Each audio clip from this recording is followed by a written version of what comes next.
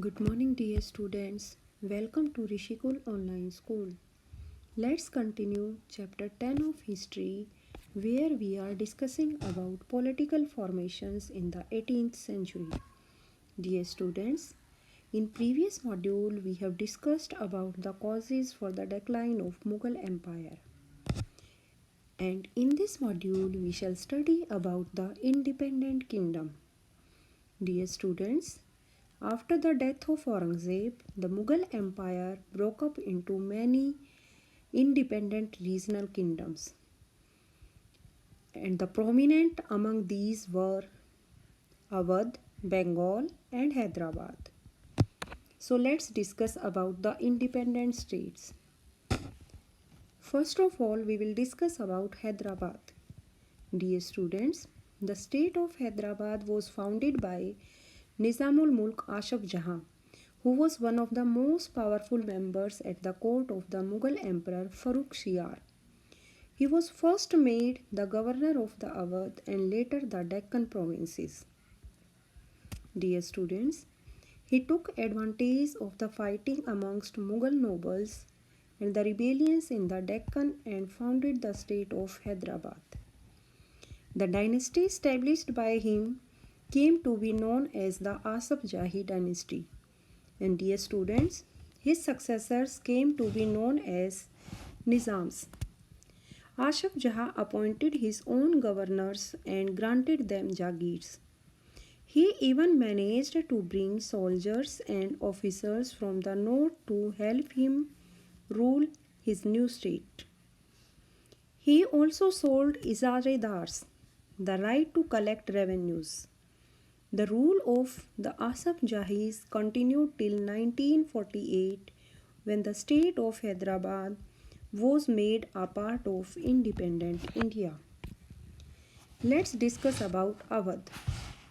Dear students, Awadh was an important province under the Mughals.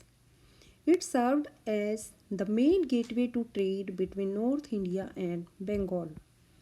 It also controlled the vast and fertile Gangetic plains, which added to the prosperity of the region. Dear students, after the Jamindars of the province rebelled against the Mughals, had refused to pay taxes to them, the Mughal emperor appointed Saadat Khan as the Subedar. He helped put down the rebellion of the Jamindars and went on to establish his own independent state in Awadh. Dear students, with all important offices such as Subedari, Fauzdari, and Diwani under his control, Saadat Khan enjoyed immense political, financial, and military powers.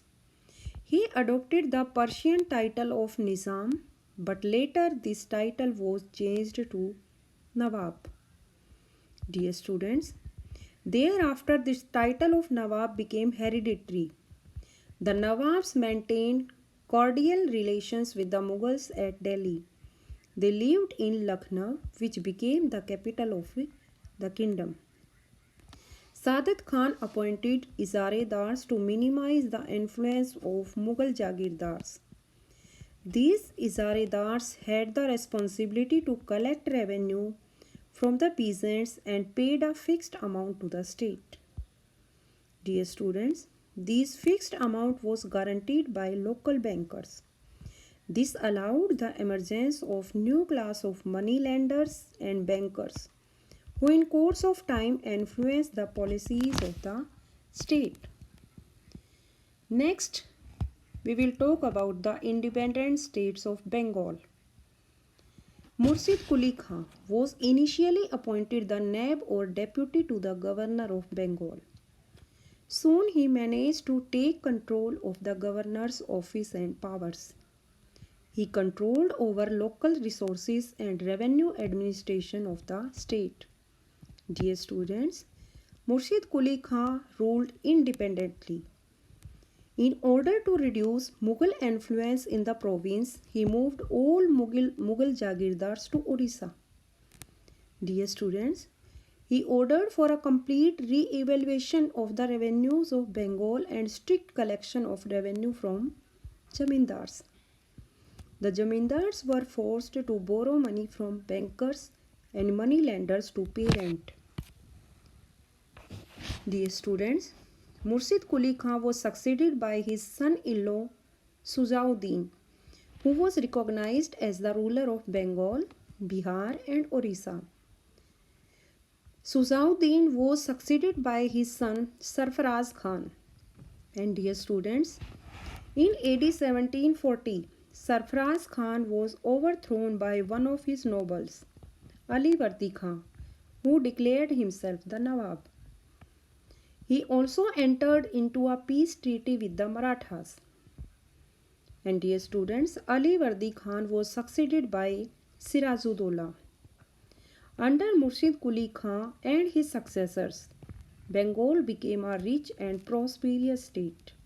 This attracted European traders to the state. Murshid Quli Khan, Ali Vardi Khan and Sirajuddaulah, they were some of the important Nawabs of Bengal. Dear students, all of them refused to grant the East India Company concessions or allow it to trade duty free. This led to a conflict between the Nawabs and the European traders.